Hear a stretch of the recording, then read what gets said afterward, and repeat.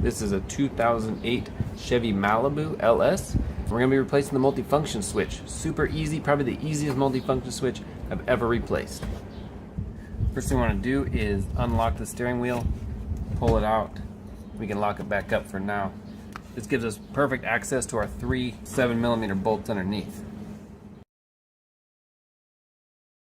Now we can pull down and it should separate. There we go. And that just comes out of the way. Moved you in a little closer so you could take this top one, just move it out of the way.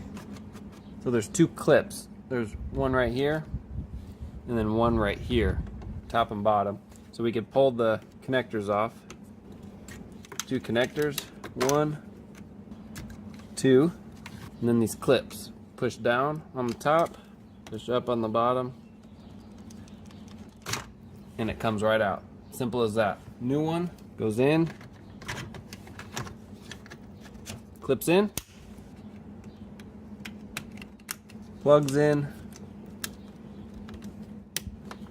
and test it out. Headlights, high beams, blinkers. All right, top goes on, bottom goes on. Put the bolts back in, lock the steering wheel, and you're done. All right, there you go. That's how you can replace a multi-function switch. This is the blinker side, the headlight side. Literally, you can get it done in 10 minutes or less. Super simple. I love this design. Kudos to Chevy for that one. All right, well, thanks for watching. Like, subscribe. See you on the next one.